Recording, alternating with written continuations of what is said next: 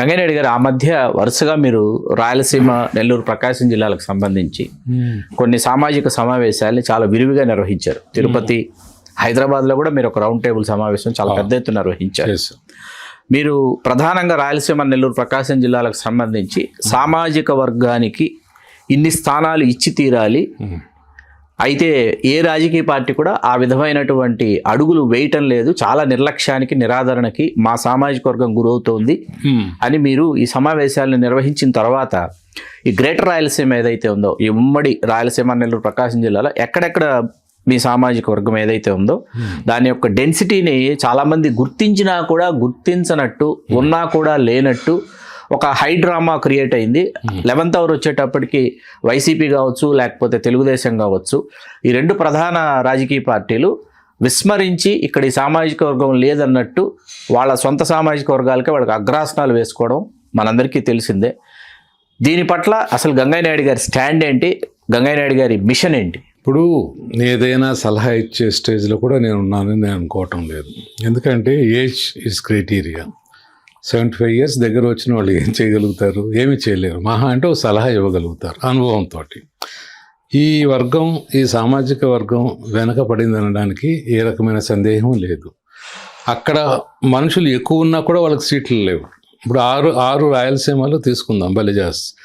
ఆరు ఉమ్మడి జిల్లాలు, 6 జిల్లాలు గ్రేటర్ రాయలసీమలో ఈ కమ్యూనిటీ ఎక్కువ ఉందని అందరికీ తెలుసు. ఎంతమందికి ఇచ్చారు? ఒకరా, ఇద్దరా? అంతే, 1, 2 అంతే. కానీ 6లో తీసుకుంటే కనీసం 6 5 తీసుకుంటే 30 మంది అవ్వాలి. 6 4 తీసుకుంటే 24 మంది అవ్వాలా? పోనీ 6 2 తీసుకుంటే 12 మంది అవ్వాలి. పోనీ 6 1 తీసుకున్న 6 అవ్వాలా? ఎందుకు లేదు మరి? దీనికి 2 కారణాలు నా దృష్టిలో. చెప్పండి. ఒకటి, ఈ కులంలో రాజ్యాధికారం కావాలి అన్న కోరిక చాలా తక్కువ మందికి ఉంది. అది శాపమా ఇంకోట నాకు తెలియదు. ప్రతి ఒక్కడు, ఇప్పుడు మీరు మనం చూశారు, నేను చూశాను, ఏదో KGF అని పెట్టారు. వాళ్ళ ఉద్దేశం ఏంటట, ఆ రాష్ట్రమే, ఒక్క ఆంధ్ర రాష్ట్రమే కాదు, ఆ పక్క రాష్ట్రాల్లో ఉన్న తమిళనాడు, కర్ణాటక, తెలంగాణలో కూడా మేమే ఉండాలి. వాళ్ళు ఒక డిజైర్ ఉంది. I'm not finding fault with them. ఒక డిజైర్ చేసి ఆశించడంలో తప్పని ఎందుకు అనుకోవాలి? వాళ్ళ ఐక్యత ఉంది, అట్లా చేయాలని ఒక ముందుకు వెళ్తున్నాడు. ఇందులో ఒక్కరిని చూపించండి నాకు. ఎందుకు లేదు వీళ్ళకి? ఎంతసేపు నాకు రాజకీయంగా మాకొద్దు, నాకు కావాల్సినవాడు ఉన్నాడు, నాకు తెలిసినవాడు ఉన్నాడు, ఆయన బాగానే చేస్తున్నాడు, వీళ్ళకి వద్దు. 2, మానిటర్గా ఇంత వాళ్ళు సంపాదించినట్టు, వాళ్ళ ఇండస్ట్రీలు అయితేనేమి, వాళ్ళు ఇంకొక స్కూల్స్ అయితేనేమి, కాలేజెస్ అయితేనేమి సంపాదించి కోట్ల రూపాయలు సంపాదించుకున్నప్పుడు వీళ్ళలో అది కూడా లేదు. డబ్బు సంపాదించాలని లేదు, రాజకీయ పవర్ రావాలని లేదు, ఇంకోటి ఎదగకూడదు. దీంతో వీళ్ళు వెనకబడిపోతున్నారు. మరి దీన్ని దేవుడే రక్షించాలి. మానవ మాత్రులు ఎవరు వీళ్ళని ఏదో రకంగా చేసి తెస్తాడని నేను నమ్మటం లేదు. అంటే పవన్ కళ్యాణ్ గారి రూపంలో పూర్తి స్థాయి రాజకీయ నాయకుడు, ఓ ఫేస్ ఆఫ్ ద పార్టీ వచ్చినప్పుడు వెలుపలికి అది ఆ దిశగా అడుగులు వేస్తుందని మీరు అనుకుంటున్నారా? అడుగులు వేస్తుందనే అనుకొని ఎంతమంది నిలబడితే అంతమందిని గెలిపించారంటే అర్థం ఏంటి? కోర్స్ మిగతా వాళ్ళు వేయలేదంటే వాళ్ళు వేశారు, వీళ్ళు వేస్తేనే కదా, వాళ్ళు ఒకరే వేస్తే కాదు కదా మెజారిటీ. కానీ ఆయన ఇప్పుడు కూడా ఒక్క మాట, అవును రాజ్యాధికారం ముఖ్యం, ఒకసారి వాళ్ళు చేశారు, వీళ్ళు చేశారు, మనం చేయలేదని మనం అందరూ అంటున్నాము, దాని దిశగా నేను ప్రయత్నిస్తాను ఒకసారి అన్నాడు ఆయన. మరి ఇప్పుడు అనటం లేదే. నాకు ఇంకొక 15 years ట్రైనింగ్ కావాలి, 20 years ట్రైనింగ్ కావాలి అనడం పర్సనల్గా నేను ఫీల్ అవటం లేదు. మరి అదేమైనా చెప్పామనుకో, అది నా ఇష్టం, నీకు ఇష్టం అయితే నాతో రాలేదంటే వద్దంటున్నాడు ఆయన. మరి ఎలా వెళ్తాం మనం? ఆయన తెలియక అన్నాడా, తెలిసి అన్నాడా మనకు తెలియదు. కనీసం ఇట్లా ఉంది, వాళ్ళ సహాయం తీసుకుందాం. మనం ఒకరితోటే మనం రాజ్యాధికారం రాదు. ఒకసారి వాళ్ళు చేశారు, వీళ్ళు ఇన్నిసార్లు చేశారు, మనం ఒక్కసారి చేస్తాం. నా కులానికి ఒక ఎలివేషన్ తెప్పియాలి అనే డిజైరు ఆయనలో కనిపించటం లేదు నాకు. ఆయన ఏమనటం లేదు, పర్సనల్గా ఏమనటం లేదు. Is having his own strategy. మరి చూసిన వాళ్ళకి అది కరెక్ట్ అని అనిపించట్లేదు. ఆ డిఫికల్టీ ఉంది ఆయనతోటి. ఆయన మీద పర్సనల్గా నాకేం లేదు. ఆయన తెలిసి అన్నాడా, తెలియకన్నాడా, అది ప్రజలే చెప్పాలి. బట్ డిజైర్ ఎంత ఉంటే మంచిది. డిజైర్ ఉంటే కదా ముందుకెళ్తాం. అవును, నాకు స్కూటర్ ఉన్నప్పుడు కారు కావాలనుకున్నాను, కారు కావాలని 2 అనుకున్నాను, 2 4 అన్నా, 4 8 అన్నాను, ఈరోజు 10 కావాలనుకున్నాను, 10 తీసుకున్నాను. ఇది డిజైర్ అనేది ఉండాలి. అట్లాగే ఆయన కూడా నాకు రాజ్యాధికారం కావాలి, నా కోసం కాదు, నా ప్రజల కోసం, వాళ్ళని ఎలివేట్ చేయాలి. రాజకీయంగా కూడా కాపు సామాజిక వర్గం ఎదిగింది అని అనిపించాలి అనే డిజైర్ ఆయనలో ఉంటే బాగుంటుందని నేను కోరుకుంటున్నాను. ఇప్పటికైనా ఆయన ఆ దిశగా ఆలోచిస్తే I will be more happy. Ganganaidu గారు, ముద్రగడ పద్మనాభం గారు 2016 ఏదైతే ఉందో ఉవ్వెత్తున ఎగసినటువంటి ఆ ఉద్యమం, వారు మీ ఇంటికి కూడా వారు హైదరాబాద్ వచ్చినప్పుడు 2-3 సార్లు దాసనారాయణరావు గారి ఇంట్లో లంచ్ మీటింగ్ తర్వాత మీ ఇంట్లో కూడా ఇక్కడ టీ స్నాక్స్ అన్ని మీరు ఏర్పాటు చేశారు. వచ్చినటువంటి నాయకులందరికీ మీరు చాలా భరోసా కల్పించారు. ముద్రగడ పద్మనాభం గారిని మీరు ఏ విధంగా విశ్లేషిస్తారు? మీరు 2-3 సార్లు ఆయన వచ్చారు, మీరు ఇక్కడి నుంచి అక్కడికి వెళ్ళారు, గోదావరి జిల్లాలకు మీరు వెళ్ళారు, కాకినాడ వెళ్ళేది మీటింగ్, న్యాయ కోవిదుల సమావేశానికి మీరు హాజరయ్యి దాన్ని లీడ్ తీసుకున్నారు. అప్పుడు అసలు ఏం జరిగింది? అసలు ఆ ఉద్యమం ఏమైపోయింది? ఏ రూపం దాల్చింది? మరి అతనికి చాలా బ్యాకింగ్ వచ్చింది త్రూఅవుట్ ది స్టేట్. ఒక నాయకుడికి అంత రెస్పాన్స్ రావడం అనేది నాకే ఆశ్చర్యం వేసింది. ఆయన ఒకటే అడిగాడు, ఇప్పుడు బాగానే ఉంది, కులం వెనకబడిపోయింది, వీళ్ళని ముందుకు తీసుకెళ్లాలని దీంతో నన్ను నమ్ముతున్నారు, నన్ను ఏం చేయాలి అని అన్నప్పుడు ఈ ఉద్యమాన్ని, ఈ స్పిరిట్ని ఎలక్షన్ దాకా తీసుకెళ్ళాను. మరి ఎందుకు తీసుకెళ్ళలేదో నాకు అర్థం కావట్లేదు. ఆ తర్వాత నాతో కమ్యూనికేషన్ లేదు. ఆ తర్వాత లేదు. నన్ను తీసుకెళ్లారు, మాట్లాడించారు, చేశారు. మధ్యలో ఏమవుతుందో ఏం జరుగుతుందో తెలియదు. కొంతమంది రాజకీయంగా పైకి రావాలనుకున్న వాళ్ళు ఏమవుతారంటే వాళ్ళకు దూసుకొని వెళ్ళిపోతారు. నాకు అవసరం లేదు, నేను ఏదో అదైపోవాలి ఇదైపోవాలని లేదు. కాబట్టి నా దగ్గరకు వస్తే మాట్లాడతాను, రాలేదు ఆల్ రైట్ అనుకుంటాను. ఎప్పుడూ నేను అపాత్రదానం చేయలేదు. ఎవరన్నా అడిగారు తప్పకుండా చేస్తాను. నాతో 2 మాటలు మాట్లాడితే నేను 4 మాటలు మాట్లాడతాను. మాట్లాడకపోతే అస్సలు మాట్లాడను. ఒక న్యాయవాదిగా, ఒక న్యాయ కోవిదుడిగా న్యాయ వ్యవస్థ ఏ విధంగా ఉందని అనుకుంటున్నారు? ఏ విధంగా న్యాయ వ్యవస్థని ఒక సీనియర్ న్యాయవాదిగా ఏ విధంగా విశ్లేషిస్తారు? ఇప్పుడు నేను 5 decadesగా ప్రాక్టీస్ చేస్తున్నాను. దగ్గర 5 decadesగా ప్రాక్టీస్ చేస్తున్నాను. ఎంతోమంది జడ్జిలను చూశాను, చీఫ్ జస్టిస్లను చూశాను. నా తోటి వాళ్ళు, నా క్లాస్మేట్స్ జడ్జిలై రిటైర్ అయ్యి 15 ఏళ్ళు అయింది. కాబట్టి నేనేమంటానంటే అప్పటికి ఇప్పటికీ ఏమైనా తేడా ఉందా అని అంటే డెఫినెట్గా తేడా ఉందా అని చెప్పగలను. అప్పుడు judges the way the behaved, ఇప్పుడు వాళ్ళు చేస్తున్న విధానం, అందరినీ అన్నను నేను, కొంతమంది మరి వాళ్ళు ఒక ఎంప్లాయ్మెంట్లుగా ఒక జాబ్ కింద ఏమైనా ట్రీట్ చేస్తున్నారా? ఇంత దేవుడు పదవిని ఇచ్చిన తర్వాత దేవుడు ఒక ఎంప్లాయ్మెంట్ కాదు ఇది అని అనుకోకూడదు కదా అస్సలు. So high court judge or supreme court judge, constitutional జడ్జిగా కూర్చున్నప్పుడు is on par with God. నీ దగ్గరకు వచ్చి అయ్యా మాకు ఈ అన్యాయం జరిగిందంటే ఎవరి దగ్గరికి వెళ్తున్నావు?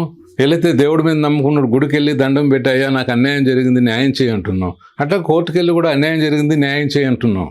అంటే అక్కడ జడ్జిని మనం దేవుడితో సమానంగా చూసుకుంటున్నాం. అందుకే ఇంగ్లీష్ వాడు తెలుగుగా మై లార్డ్ అన్నారు. ఓ దేవుడా నాకు ఈ న్యాయం చేయని అంటున్నారు. కొంతమందిలో, ఎక్కువ మంది కాదు, కొంతమందిలో ఇది లేకుండా ఉంది, ఆ స్పిరిట్ లేకుండా ఉంది. వాళ్ళు కొంచెం మారి మనం ఇక్కడ ఉన్నది ఇప్పుడు ఒక మనిషి ఒక అడ్వకేట్ దగ్గరికి నాకు అన్యాయం జరిగింది అని అంటే వెళ్ళి అన్యాయం జరిగింది అని వాడు వెళ్తున్నాడంటే, చదువు రానివాడు, లా చదవనివాడు నాకు అన్యాయం జరిగింది వచ్చాడంటే అన్యాయం జరిగినట్టే కదా భావించాలి మనం. తప్పకుండా ఆ అన్యాయాన్ని మనం లీగలైజ్ చేసి కోర్టు ముందు పెట్టాలి. ఇది ఒక అడ్వకేట్ డ్యూటీనే కాదు, నా దృష్టిలో జడ్జి డ్యూటీ కూడా. 50% జడ్జి కూడా తన యొక్క అనుభవాన్ని, తను అడ్వకేట్ చేసి ఉంటాడు, జడ్జిగా అనుభవం ఉంటుంది, ఎన్నో కేసులు వినింటాడు. తన అనుభవాన్ని ఆ కక్షిదారికి, ఆ వచ్చిన క్లయింట్కి, అన్యాయం జరిగిందని వచ్చిన కోర్టు వాడికి సహాయం చేయడానికి ఉపయోగపడాలి. అంతేగాని నాకేమైంది దీంట్లో, మైటీ గవర్నమెంట్తో నాకెందుకు వచ్చింది అన్న ధోరణి ఉండకూడదు. అది నా పర్సనల్ వ్యూ. మీ అభిప్రాయం? ఎప్పుడు జడ్జి గారు 50%, అడ్వకేట్ 50% చేస్తే 10% రిజల్ట్ క్లయింట్కి వస్తుంది. జడ్జి ఎప్పుడు నాకేం పట్టింది, నువ్వు ఏం చెప్తావో చెప్పు, రైట్ అయితే రైట్ అంటా, లేదు రాంగ్ అయితే రాంగ్ అవుతా అంటే అది కరెక్ట్ కాదు. అది కొంత పర్సెంటేజ్ జడ్జెస్ ఆ ఫీలింగ్లో ఉన్నారు, అది కరెక్ట్ కాదు. సార్, మీ కెరీర్లో this is the best case ఇవాళ నాకు చాలా, అసలు ఒక న్యాయవాదిగా నాకు చాలా సాటిస్ఫాక్షన్, ఈ కేసు నేను గెలవడం వల్ల వచ్చింది అని అనిపించిన కేసు ఏది సార్? చాలా కేసులు చేసాము, బెస్ట్ కేసు అని ఎట్లా ఉంటుంది, ఏ రకంగా బెస్ట్ కేసు? జాబ్ సాటిస్ఫాక్షన్ అంటే ఛాలెంజింగ్, ఒక ఛాలెంజ్ ఉంటుంది కదా, నల్లమల్లారెడ్డి గారిది కావచ్చు, అది కాదా? అట్లాంటివి చాలా ఉన్నాయి. ఛాలెంజింగ్ గా ఫీల్ అయింది సార్, రాజశేఖర రెడ్డి గారు 4 Four, sir. Chief Minister. 2000 oats తో గెలిచింది. 5,000 తో 96 2000 అండ్ ఆట్ తోటి ఉమేష్ కుమార్ ఉమేష్ చంద్ర గారు అసలు దిగ్బంధనం చేసేసారు. అదే 5,445. రాజశేఖర్ గారు 96 సార్, 96 ఉప ఎన్నిక. 96 ఉప ఎన్నికప్పుడు ఉమేష్ చంద్ర ఎస్పీ కడప.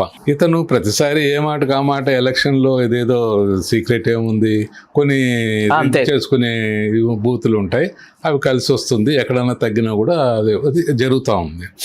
అతన్ని ఉమేష్ చందు మరి ఎవరు ప్రోద్బలమో నాకు తెలియదు, మరి అవి మనకు పొలిటికల్గా మనకంత ఇది లేదు, ఎలాగైనా రాజశేఖర రెడ్డిని ఓడించాలి అన్న దీంతో ఉంది.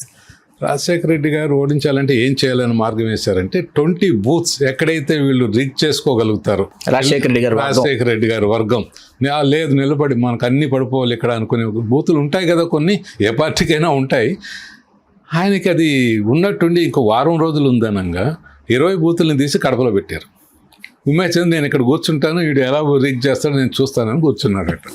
నాకు ఫోన్ చేసి ఆయన ఎల్లారెడ్డి అని ఒక టీచర్ ఉండేవాడు, ఆయనతో మాట్లాడుతూ ఉండి ఇట్లా ఉంది ఎల్లారినా, మరి ఏం చేయాలి, వాళ్ళు ఏదో ఒక చేస్తారు నన్ను ఈసారి అంటే, కోర్టుకు వెళ్దాము, అది ఎట్లా మారుస్తారు వాళ్ళు బూతుల్ని ఉన్నట్టుండి వారం ఉందనంగా, కుదరదు అని నేను అప్పుడు తెలుసు కానీ అంత క్లోజ్ కాదు రాజశేఖర రెడ్డి గారు. నాకు అప్పుడు ఎల్లారెడ్డిని పంపించారు, ఫోన్ చేశారు, ఇలా నేను పంపిస్తున్నాను కొంచెం చూడండి నాకు ప్రాబ్లం వచ్చింది అని అన్నారు. మరి చాలామంది అడ్వకేట్లు ఉన్నారు, నా వయసు అప్పుడు మేబీ ఐఎమ్ 45 years అంతే.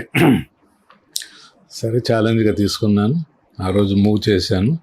9R సుందరం అనే చీఫ్ జస్టిస్, కాద్రి అని ఒక ఆయన సుప్రీంకోర్టుకి వెళ్ళి ఆయన కొత్తగా జడ్జి అయి ఉన్నాడు అప్పుడు, వాళ్ళ బెంచ్లో మూవ్ చేసి అప్పటికప్పుడు 10:30కి మూవ్ చేసి 2:15 ఆర్డర్ తీసుకొని, ఇంతకు ముందు ఎలక్షన్ నోటిఫికేషన్ ఇచ్చిన తర్వాత ఎక్కడైతే బూత్లు ఉన్నాయో అక్కడెక్కడే పెట్టాలి, పెట్టడానికి వీల్లేదన్నారు. మళ్ళీ యాజ్ యూజువల్గా అప్పుడు అతి గ్రేట్ డిఫికల్టీతో గెలిచింది. అలా కష్టసాధ్యంగా అసలు ఓడిపోయారని అని అనుకున్న టైంలో నేను అది చేశాను. అది ఆయన గుర్తించాడు, నాకు చాలా థ్యాంక్స్ చెప్పాడు, డబ్బు కాదు థ్యాంక్స్ చెప్పాడు, చాలా థ్యాంక్స్ నాయుడు గారు ఇలాగా. మంచిది. ఆ తర్వాత ఎప్పుడు రాజశేఖర రెడ్డి గారు మీరు ఎదురుపడిన సందర్భాలు లేవా? ఆయన సీఎం అయిన తర్వాత నేను ఎప్పుడు నాకున్న వీక్నెస్, వాళ్ళు కొంచెం బాగా ఇది ఉన్నప్పుడు మనం వెళ్ళి నేనేదో నీకు చేసేసాను పొడి చేశాను ఇలా చెప్పుకోవడం నాకు ఇష్టం లేదు. ఆయన చెప్పుకుంటే నాకు అభ్యంతరం లేదు. ఇప్పుడు మీరు అడిగారు కాబట్టి చెప్తున్నా. మీకు గుర్తున్నది ఏదైనా ఇంపార్టెంట్ అనుకో, అది చిన్న కేసు అయినా నాకు మనసులో బాగా గుర్తుండిపోయింది, నేను అలా చేశాను. మళ్ళీ ఆయన గెలవగలిగారు. సార్, తిరిగి మీ కుమారుడిని క్రియాశీలక రాజకీయాలకు తీసుకోవాల్సి వస్తుంది, అటువంటి ఆహ్వానాలు వస్తున్నాయి, అందుతున్నాయి మీకు అని వినిపిస్తోంది. చిత్తూరు జిల్లాలో ఎవరినైనా అడిగినా కూడా చెబుతున్నారు. పలమనేరు నియోజకవర్గం నుంచి ఏ పార్టీ నుంచి మీకు ఆహ్వానం అందుతోంది, ఏ పార్టీ నుంచి మీ కుమారుడిని వాళ్ళు పరిగణలోనికి తీసుకుంటున్నారు, ఏం జరుగుతుంది అసలు? తెలియదు, నాకేం తెలియదు, నన్ను ఎవరు అడగలేదు. ఇవన్నీ రూమర్సే, నన్ను ఎవరు అడగలేదు. అయితే మాత్రం నేను నిజంగా నాకు ఒక డిజైర్ ఉంది, నా కొడుకుని నిజమైన రాజకీయ నాయకుడు ఎలా ఉండాలో వాడికి నేర్పించాలి, వాడిని అలా పెట్టాలి, వీడు ఇంకొకరికి మార్గదర్శకుడు కావాలి, వాడికి తినడానికి ఉండడానికి దేనికి లోటు ఉంది. కాబట్టి తను ఎలా ఉండాలి, ప్రజలకు ఎలా ఉపయోగపడాలి, తను రాష్ట్రం అంతా చేయలేడు కదా, తన కాన్స్టిట్యుయెన్సీలో ప్రతి ఒక్కడు వాడు ఇండిపెండెంట్ గెలిచినా నిలబడినా ఎంత పెద్ద పార్టీలు ఉన్నా తను గెలిచిపోయే శక్తి వాడికి వచ్చేటట్టు ఎలా చేయాలి అనేది ఒక కోరిక అయితే ఉంది. చూస్తాం ఏం చేయాలి. హలో, తెలుగు రాజ్యం ఛానల్ చూస్తున్నారా? సామాజిక రాజకీయ జీవన చిత్రణే తెలుగు రాజ్యం. అతిశయోక్తులు అసత్యాలు ఉండవు. రాజకీయ కోణం కాదు, ప్రజా కోణమే కొలబద్ద. తెలుగు రాజ్యం వీక్షణ మీ ఉత్తమ అభిరుచికి నిదర్శనం.